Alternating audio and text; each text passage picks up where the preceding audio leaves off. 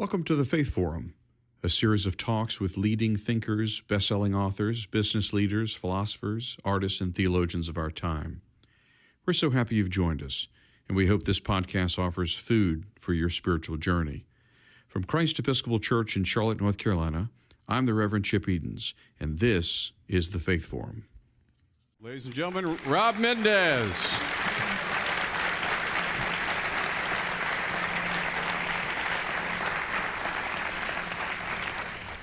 So, Coach, straight out of the box, I've got to ask you a pretty serious question. Yeah. Are you a Panthers fan? You had me going there for a second. Prospect Panthers. I am a Prospect Panther fan. Yeah. And no, I was at the facility yesterday at Bank of America Stadium and got to visit Coach Rivera. Such good people in the organization. Yeah. And I really like what Christian McCaffrey is doing. The kids, I hear the claps. But Did you no, give him some advice, or? I asked him for advice. What'd you ask him? I actually was asking a lot of the coaches for advice, and one coach told me, it was the running backs coach, and the one thing he told me was just to really be clear about what you need, your expectations, as well as being clear with your assistant coaches. Communication is key. I think we can all relate to that in somewhat kind of any business, but he also essentially said was getting to know your players is probably the most important part as a coach.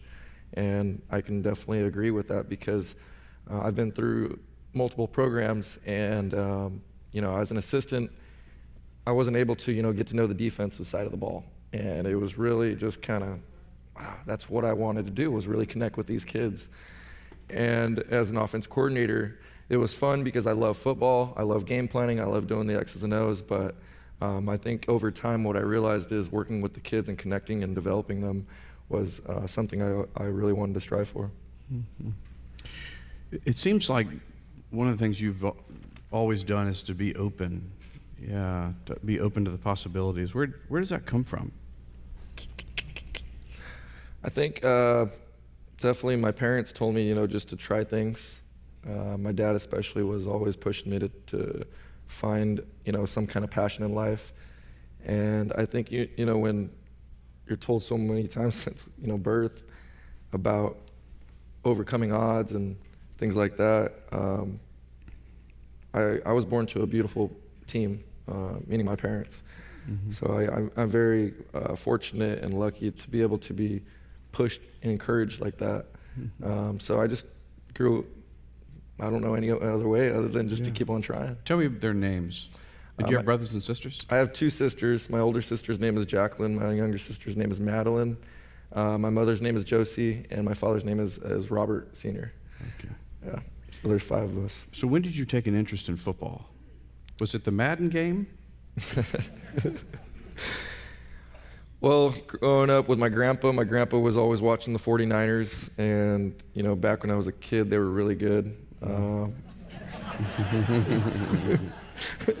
So, growing up watching, I was a little too young for Joe Montana, but I was able to watch Steve Young and Jerry Rice and Terrell Owens, and in the 90s, they were pretty good.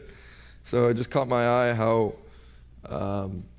passionate these guys are. Mm-hmm. And how fiery these guys are. And as you guys can see in the other video, I get really worked up. And I want that to really influence the kids and, play with that passion, play with that desire, play with that mentality. But I think it just really started when I was in high school. My friends were on the football team. And in middle school, practice wasn't until about 5:30. They played Pop Warner football. So I was able to have that time in between 2:30 and 5:30 to walk home with them and get home with my parents. In high school, football practice is right after school. So I ended up just walking or going to practice with them.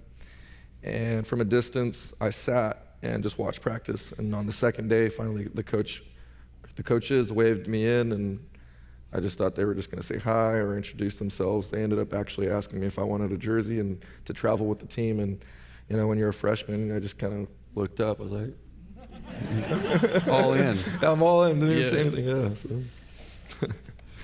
So tell me the story about Madden football, though, because that sort of comes up in your story. There's this video game, and there's this video controller, and you just sort of looked at it and said, I'm going to play this game. Tell us about that. It actually started, my sister was playing Super Nintendo Mario Kart. Mm-hmm. And so she put a controller under my chin. She goes, just press the buttons, just close your chin. So I just didn't know what I was doing. Mm-hmm.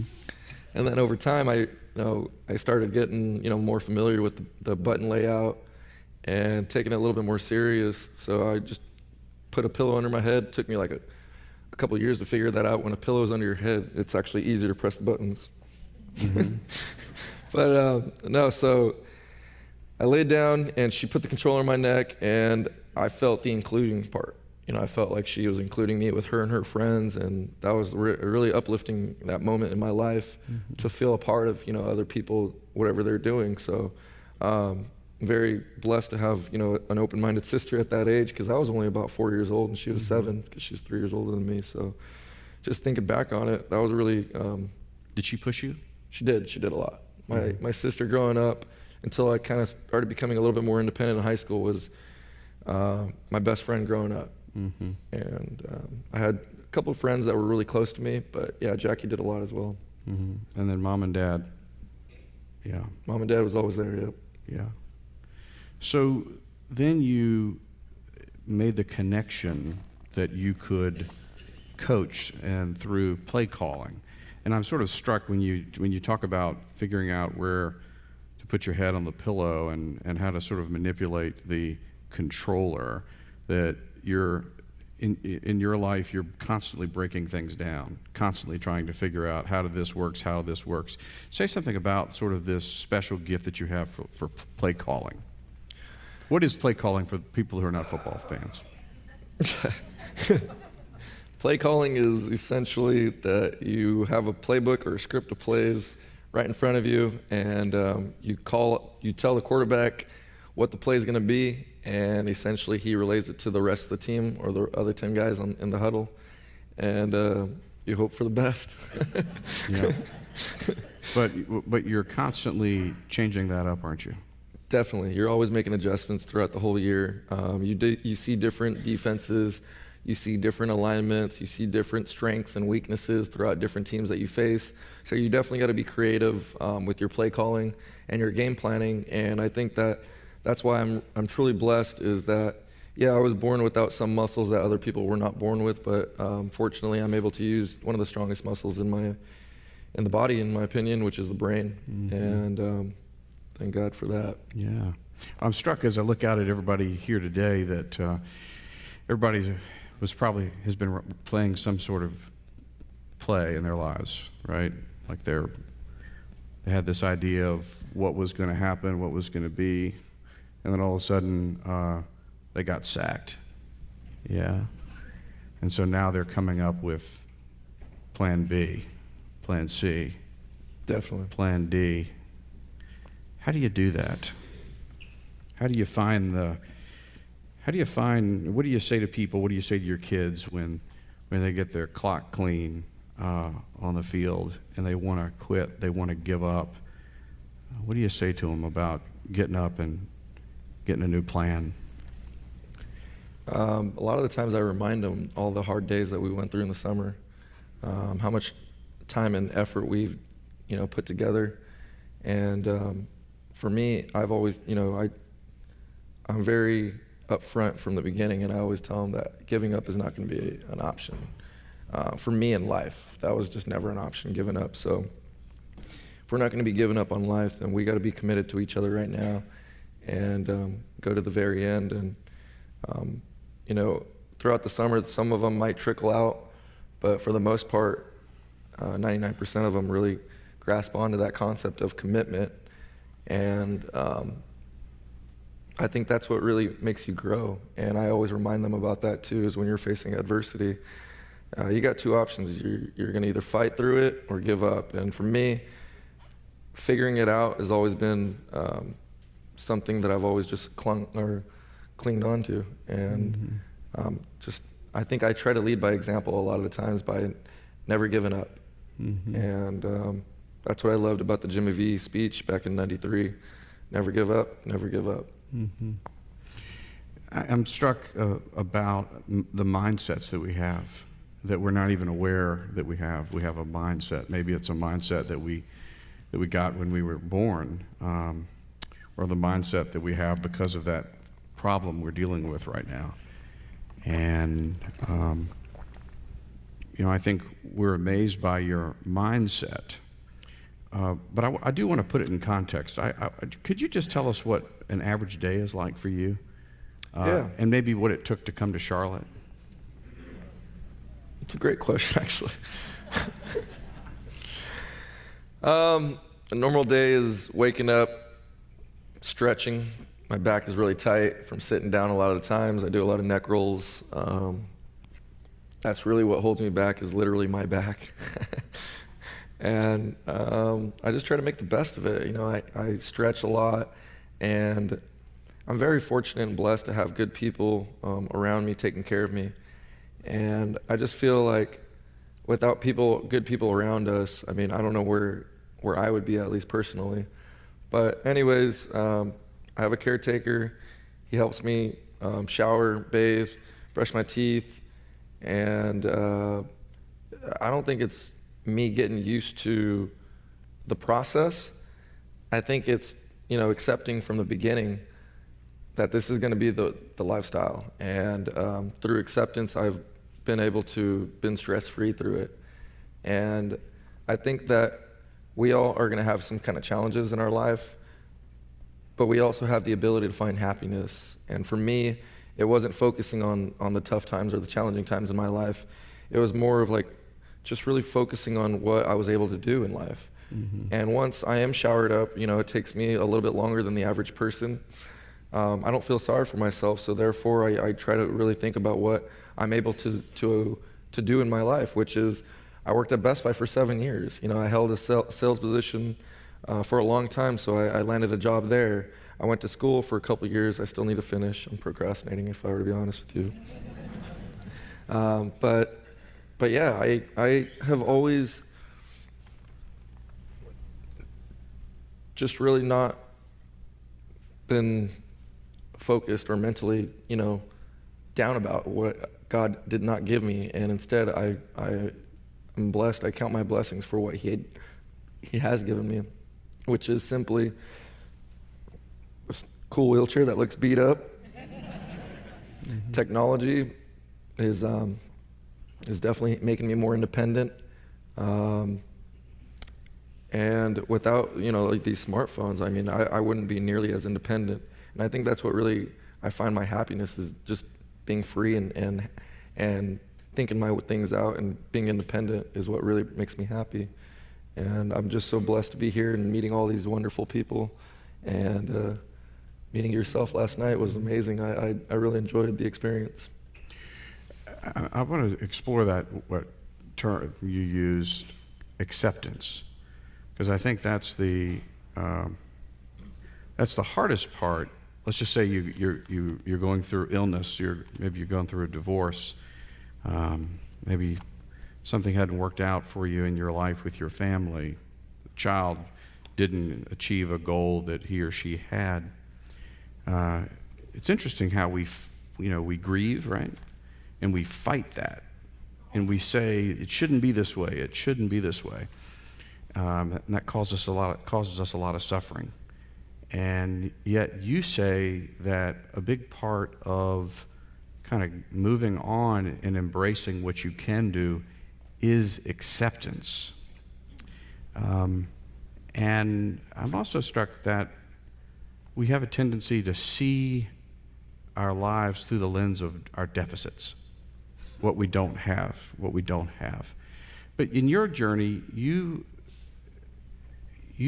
said last night that you think it's harder for people who are like the wounded warriors. Yeah. Say something about that, because of what they've lost. Yeah, in my mind, when you overcome some kind of tragedy, which we all face at some point in our lives, that's the true character within you is that how are you going to react to difficult times? And for me, I was born this way, so this is it. And I've been groomed to accept it and to move on. But going back on the wounded warriors and other people that have faced tragedies along their lives, through prayer,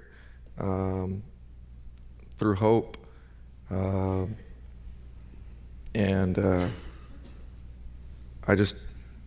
really admire people that really overcome some kind of tragedy in their lives. And there's no clear-cut way to put it on how you're going to get through it. It's just having faith. Mm-hmm. And when you have faith, I think it really boils down to how much do you love yourself. Mm-hmm. And what does that mean for you to love yourself? Well, through my readings, I've realized that God is love, and for me, it taught me to really love myself and appreciate what I have to offer to this world. Mm-hmm. And through that right there, I think just me loving myself, I was able to use my brain and be confident enough to believe that I can be a head coach. I can move up the rankings. And yeah, these are tough questions. Yeah. Well, tell us about that walk with Christ and how that got started. So, yeah, my family's always, mom's side of the family especially, were really heavily involved in the Catholic Church. And there was a time where I stepped away from it a little bit, and it wasn't really a really great time in my life because I was always trying to do things myself. So I always thought, not always, there was a time period in my life where I was cool, I was confident, and there came a moment where, things were going on in my family, things were also going on with my girlfriend at the time, and I became lonely, I guess you can say. Mm-hmm. So I played it off again. I was in a coffee shop, I was reading on my phone. I was reading the book of Mark, I want to say. And my friend's father walked into Starbucks, and he says, "Hey, Rob, how you doing?" And then he goes, "What are you reading?" I go, "I'm reading the Bible, just passing time." And because you're not passing time. So he brought me to church the next day, and that was really a moment in my life that was so encouraging and uplifting, just to see everyone be so welcoming and so vibrant. And once that encouragement was involved with me, I started reading more and started reaching out more and more and more. And finally, I didn't finish all 4 books, but I did finish Mark and Matthew, and I'm going back to the beginning. I started back at Genesis, and I'm now at Nehemiah. But through my faith, I've realized that my strength and my courage has grown 100 times, 1,000 times, infinity times, a lot more. And also, it's made me, I feel like, a better person to be more open-minded and selfless. Because at football, when I was first coaching, I was always driven to use my abilities, but something was missing. So in the beginning of coaching, I did it purely for the love of the sport. I mean, as you all know, I'm a big football fan and a huge football fan. I love the sport more than actually the Niners itself. And I don't know if my culture is going to like me saying that, but that's all right. The sport is beautiful, and you learn a lot about yourself. So anyways, what I realized is through football, I love people. And that's why me as a head coach, I said that in that video. I said, look, we're not going to be focusing on football today. You guys got to get with yourselves first, okay? You guys got to make sure that you guys can work together as a team before anything, okay? I love people, and if you don't love yourself and if you can't be respectful on this team, then it's just not going to work. And I'm very clear-cut on that with the kids. So through football, I realized that I love teaching, and coaching is definitely a source of teaching. And I think coaching is a source of teaching that covers a lot of the areas that school does not teach you, such as perseverance, such as thinking your way out. You know, it's not just going to study for a test or just getting ready for a test and you're going to ace it. No, sometimes people need more help. And how are you going to get more help? So that's where I think us football coaches come into play and connect that bridge between how are you going to be successful in what you do. It definitely starts in the classroom is what I tell them, but anyways, going back on me just being selfish and liking football and doing it for myself out of my own pleasure, I started realizing, man, this is great. All the love that, is the energy.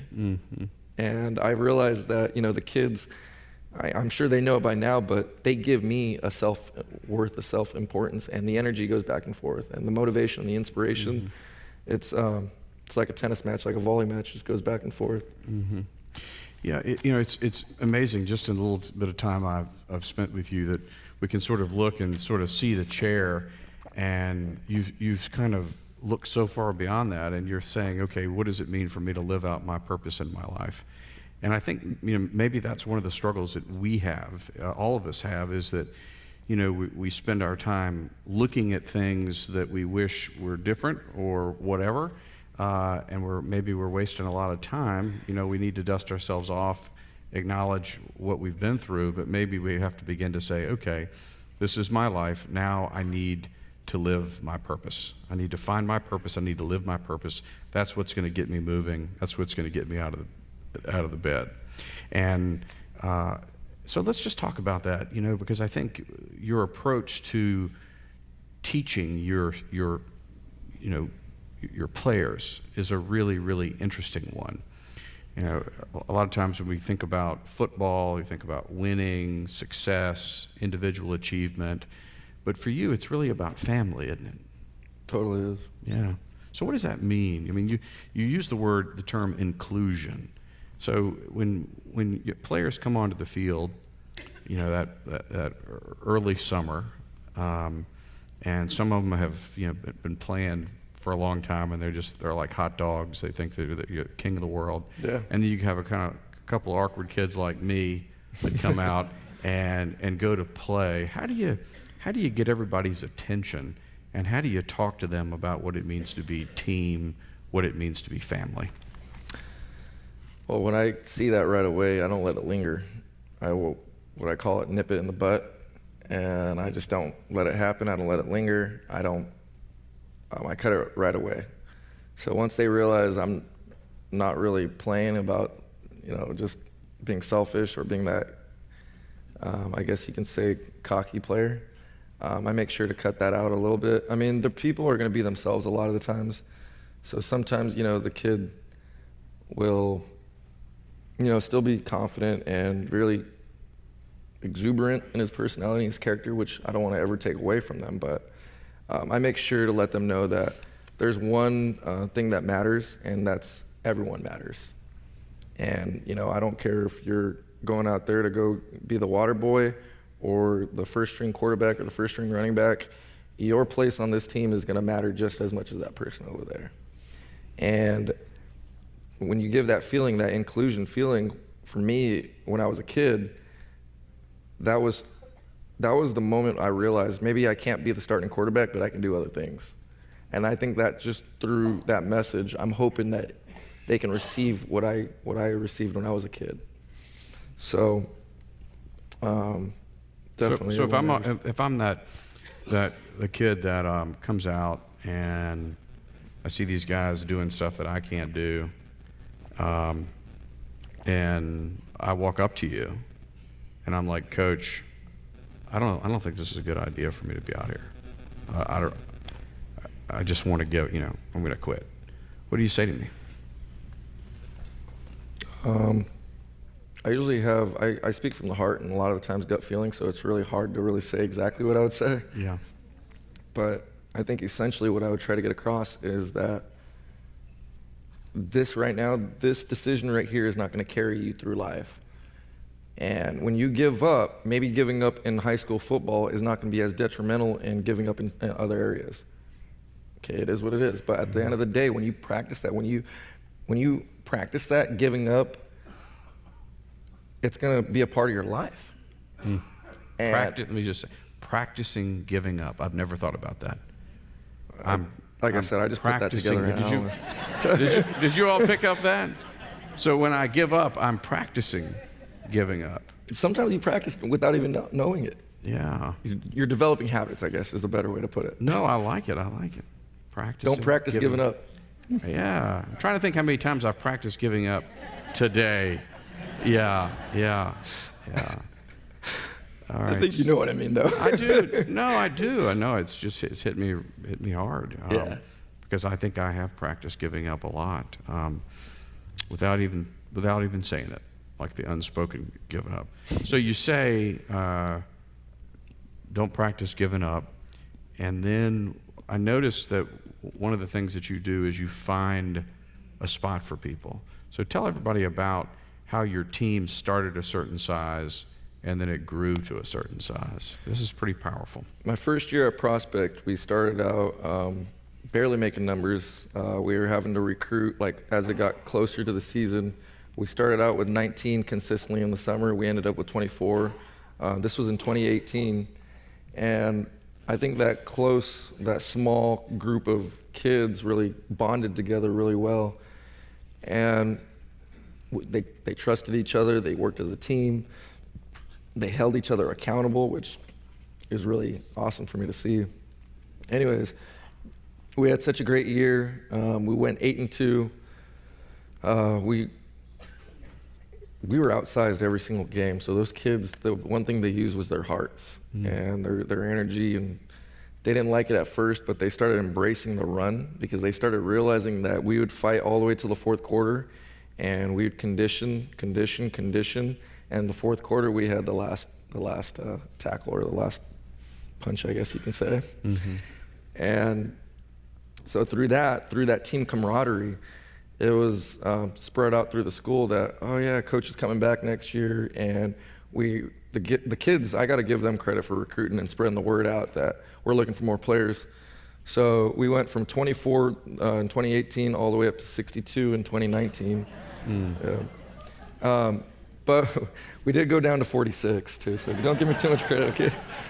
Mm-hmm. We suited up consistently around 45, 46 players every single game. And that was another challenge in itself because there was more players trying to find that starting spot. And there's only 11 starting spots on each side of the ball.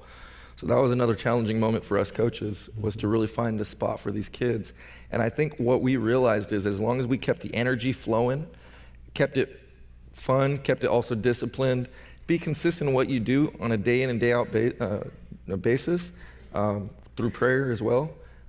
These kids are going to buy in, whether if they're going to play every single play of the game or if they're going to be maybe playing once or twice or maybe no part of the game. They still are having fun. They're still a part of that team. They're still wearing that jersey with pride. I make sure my starters are always including them in whether if it's encouragement or anything. We're always a self-building team. We're built on family. Mm-hmm. So anyways, yeah, we had a big team this year, and we did the same thing. Went 8-2, went to the league title game, and unfortunately we lost again. My fault. So what are the non-negotiables for you? The one is everyone matters. 2 is loving yourself. And 3 is trusting your teammates.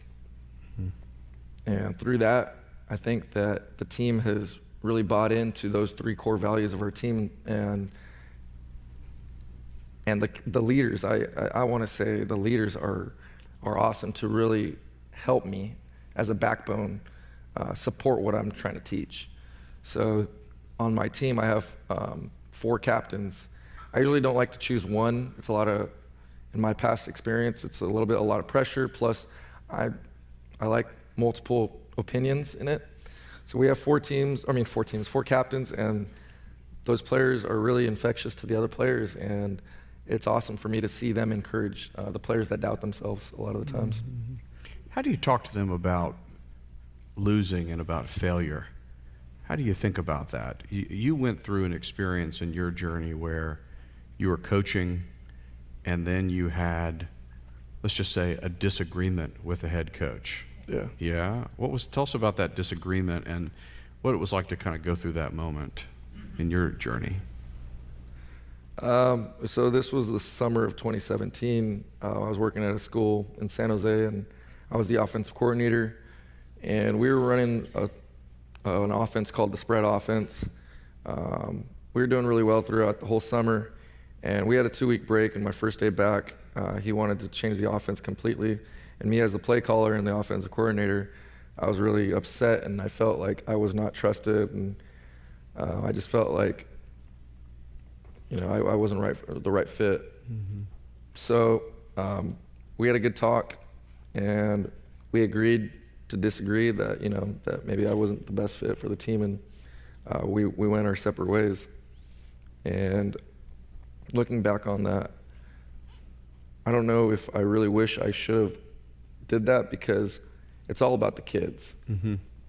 And maybe I should have maybe it was a learning experience, but it's other people for to judge. But I just didn't feel the trust within that coach, so I stepped away. Yeah. And then was that a time you questioned yourself whether you were going to stick with the game or not? What happened there? That made me more hungry. There was a year in 2014 prior to this that I didn't get a head coaching job. It wasn't that same situation, but I was getting defeated. I was getting told no year after year after year. So I was at church one day, and I drive my chair to church, or I used to. And I was driving my chair to church one day, and after church I pulled over behind a bush and just prayed, just asking if he can give me the feeling that whether if I'm going to continue coaching or not. And I ended up waking up the next morning just with this determination, whether if I'm going to get a head coaching job next year or the following year, have a different approach to it. Don't go into the interviews and be like, all right, this is what I can do, hire me. Mm-hmm. No, I went in with more of a kind approach, and I just said, this is what I have to offer.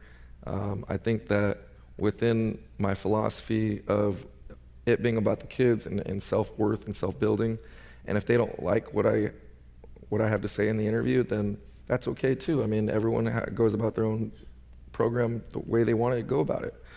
So I went in with more of a humbling, I guess you can say, peaceful approach to it. Mm-hmm. And Coach Cable and Prospect gave me my first opportunity in 2018, which was 4 years after that moment where I doubted me being a head coach.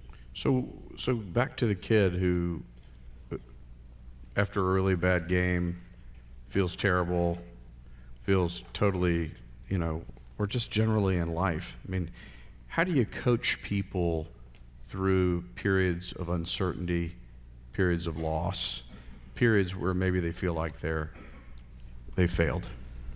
I think just reminding. We all need some kind of reminding, because we've heard it plenty of times what we have. We've heard it plenty of times what we don't have, but sometimes we forget. And I think just through me encouraging the students to lead by example with what I've overcome, and I really don't like to point this out, but I just hope that with my challenge, they can see that there is other possibilities, that they can find happiness and hope through their abilities. Because I feel like through our mindset, through our attitude and approach to life, there's got to be a way where we can break through a barrier. And I'm keeping it very generic right now because everybody has different challenges. Everybody has different problems. But the one thing we have in common is inner strength. And it's a decision. And for me, it's always been through prayer, through reading. And then from there, I gain back my strength and my courage, and I'm ready to go kick butt. Mm-hmm, mm-hmm. Sorry, I go fast. That's all right. We're all in on that action. So what does kicking butt look like for you going forward? Like, what are your dreams now? First, tell us a little bit about the SB experience and just sort of how that kind of blew up and is sort of taking you in new trajectories. Tell us about when that video played for the first time and what happened after that, and go into the SB Awards. Yeah, the video came out, or the documentary came out in 2018 of February. No, 2019, this year. Yeah, that's all right. It's a lot. Came out this year in February, and it was on ESPN. And I was just so captivated by how well the director and the rest of the team did on the job, on the piece.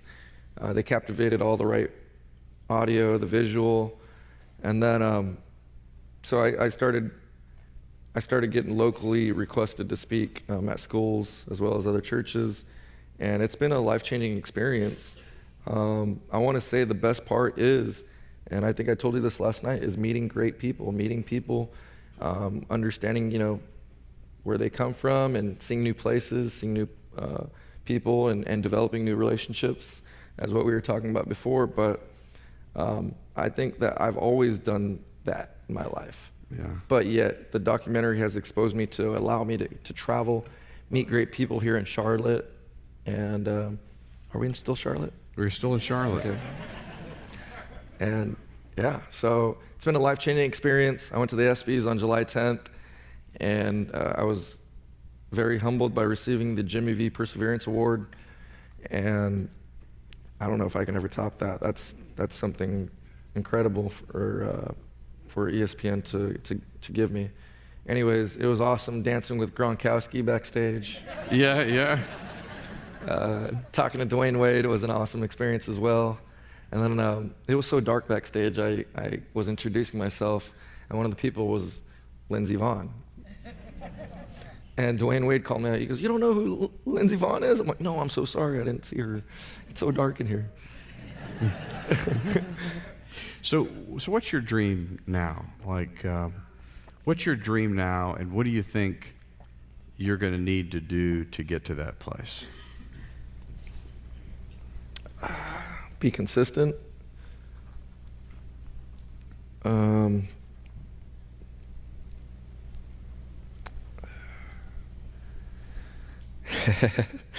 guess just being myself a lot of the times really helps.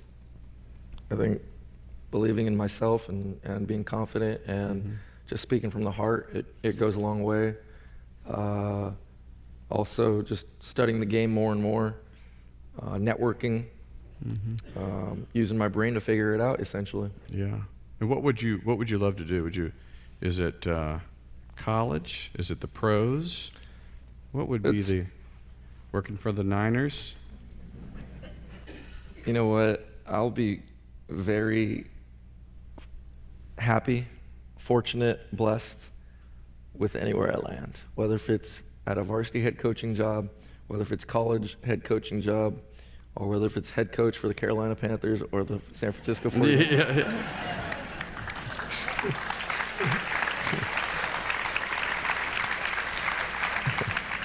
Yeah. So I want to just ask you about who inspires you. So we're here thinking about the ways in which you're inspiring us today. I want you to maybe give me some names of some people that are inspiring you today. Well, first and foremost, my dad was, I don't know if inspiring was the right word, but very encouraging and very tough on me, disciplined. And I thank him every single day, not verbally, but just, you know what I mean. I'm very thankful for my parents. My mom balances it out with compassion for others, understanding for others. So I have a great balance within them, as well as if you're to talk about coaching, I would say Bill Walsh. Bill Walsh, I read up a few books on him, and the one thing I took away from him was everyone matters. Whether if it was his secretary, whether if it was the custodian at Candlestick Park, or whether if it was Joe Montana, people are people. And I think when you understand that concept, it's a lifestyle. And for me, it's open doors. Whether if it's a business aspect or whether if it's a friendship. I don't know if not caring is the right word, but I love people. Whether what you look like or where you came from, I love to get to know people. And that's one thing Bill Walsh always consistently said, is that when you get to know every single person throughout your organization, not only are they going to want to work for you, But at the end of the day, it's about developing relationships. And I think I was really pushed by that concept of realizing over years that these kids have made me realize that I like teaching. Did that answer your question? It does, absolutely.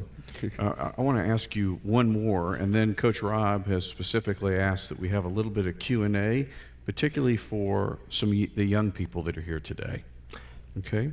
Or anybody. But anyone, really. Yeah, but the young people in particular. So I want some of our teenagers that are here to begin to think about maybe a question that you have. So we're dealing with a real important concept right now in our church called courage. Living through fear and facing courage. What would you say to us as a challenge today for those of us who are looking at our lives that have a story that we're telling ourselves about, we can't do this, because we're living with this sort of challenge, we've always been this way, life is really hard, it's never going to get better, I'm just going to accept being, sad, basically. What would you say to us right now to get us moving, to get us rethinking things a little bit?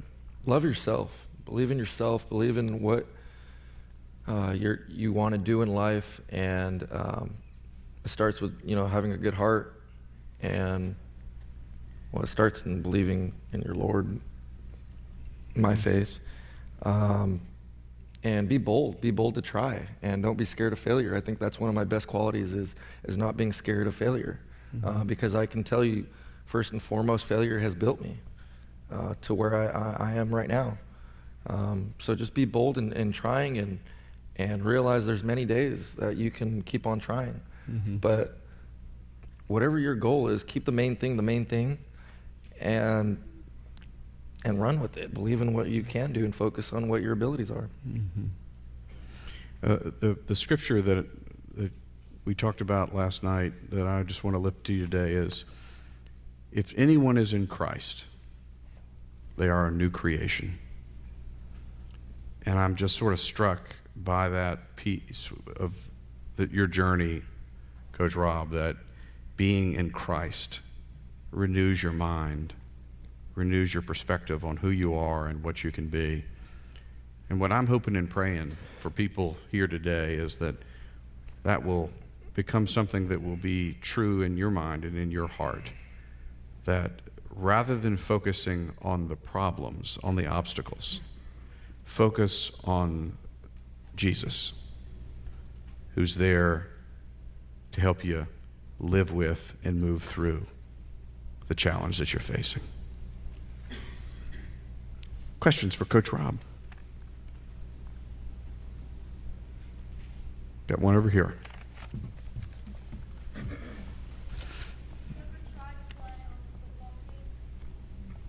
That's a great question. You want to repeat it so everyone can hear? Did you try to play on the football team? No, I never really tried because at that point I was 14 years old, so reality set in that I can't throw a football. But no, I was a part of the team, so I didn't necessarily play physically, but just putting myself out there and trying to be a part of it, whether if it was me holding the equipment, whether if it was me holding a water bottle to run out there to water my friends down, I was a part of the team. I helped them. And so if you use the word play in context such as being a part of the team, yeah, I tried to play every year. But no, I never played. And I think coaching is the closest thing to playing, so I got into coaching. Thank you. What was your name? Brooks? Thank you, Brooks. Awesome. Appreciate it.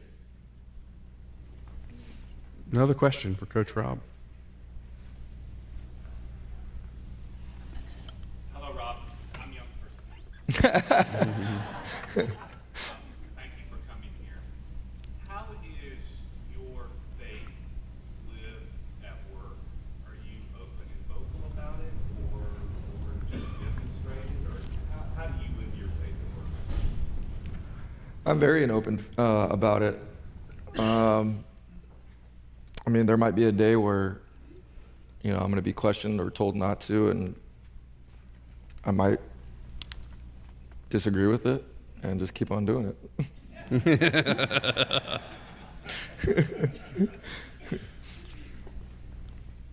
that good? What was your name? Berg. Thank you. Hope to meet you after.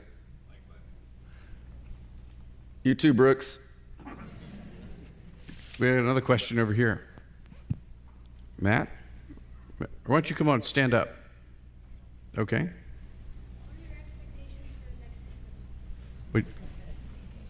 What are your expectations for next season? Well, I did briefly mention it to Coach Rivera. I said, hey, if you have any internships available, okay? So that would be a dream come true. Realistically, that could be a possibility, but if I were to be honest with myself, I'm qualified to be a varsity head coaching job.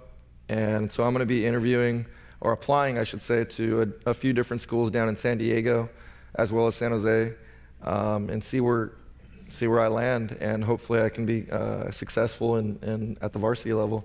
This past 2 years, I was the JV head coach, and Coach Cable, who the varsity head coach at Prospect is, would like me to continue to be the JV head coach, but for me, I want to advance in my career, so I would love to be a varsity head coach, if not maybe a head coach at a college level or an assistant at a college level. Thank you, though. Got a question back here? Hey, Rob. I was wondering what your most memorable moment on the field was. Where are we at here? Yep. Most memorable memory on the field? There's many, actually. Many. And it might be because it's so fresh in my mind right now, but this year, we're in our last game of the season, we were down 13-0 at one point. And I went into halftime, and usually I'm that coach, like, come on, let's do it. I didn't go with that approach that time. I just calmly said, look, guys, I don't think I've ever asked a football team ever this, but I would like for you guys to play for me today. For the next 2 quarters, I need you guys to play for me. We ended up winning the game 14-13, and I think that different approach had the kids open up their minds to be like, all right, coach is really asking for us to do something here, so they delivered. And the best part, I didn't even get to the moment yet. Sorry.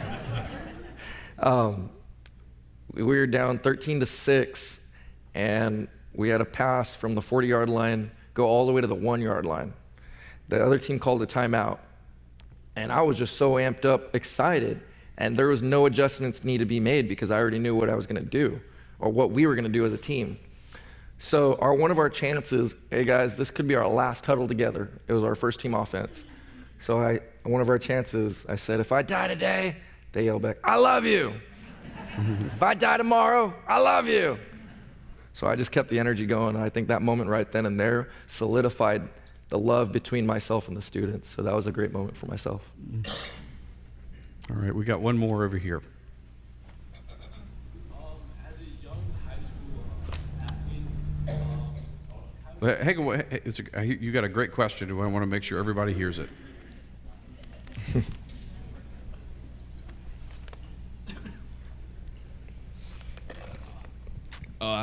I'm Tucker, and as Hey, a young Tucker. high school athlete, one of the biggest struggles I think we all go through is the mental struggle. So how do you yourself tackle those mental challenges and help your players tackle those mental challenges too? It's a great question. Just going back on believing in yourself and focusing on what you can do, because the brain is very powerful. And when you start thinking about what you're not capable of, what you don't have, things like that, it's a mindset. And after time, you're practicing giving up.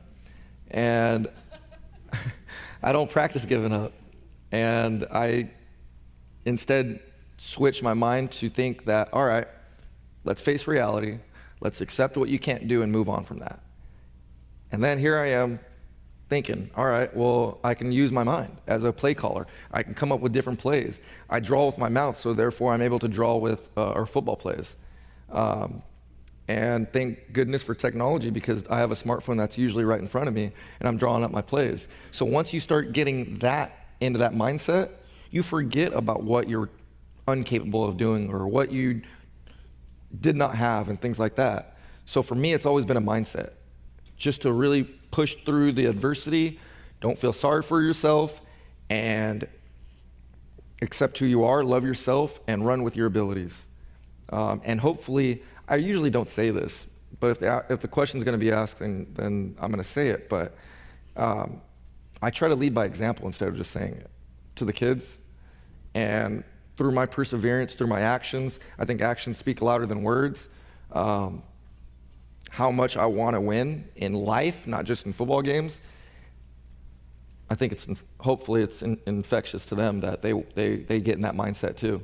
And that's what I hope as a coach, is that me as an example can show the students that they can do whatever they want to do, whether if it's trying to go to the NFL or trying to be an engineer, trying to be a doctor, whatever they want to do, focus on your ability. Thank you. Sorry, I got a little amped up right there. Bring it on. Bring it on. Thank you, Tucker. That was a really good question, though. Coach Rob, we can't thank you enough for your presence here today. And what I'd love to be able to do is just say a prayer for you and for us, okay? All right. That would be great. Let us pray. Heavenly Father, we give you thanks today for Coach Rob, for all that you've done in him and for all that you will do in him. We pray that you dispatch your angels to surround him, to give him all the opportunity, Lord, to just pave a way forward for him.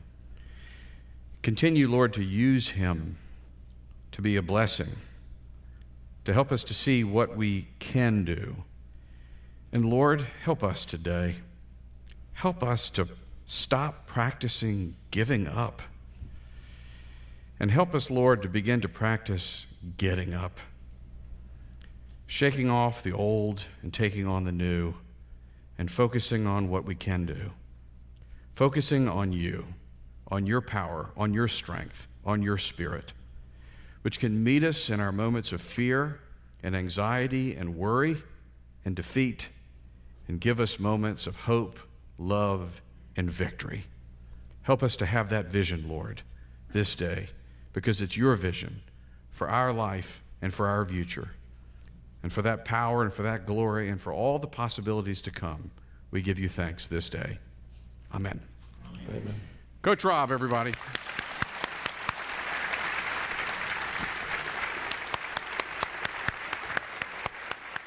Thank you for listening. We invite you to subscribe, leave us a 5-star review, and connect with Christ Church Charlotte on social media. If you'd like to attend a Faith Forum live, visit christchurchcharlotte.org/Faith Forum to view dates and details of upcoming talks.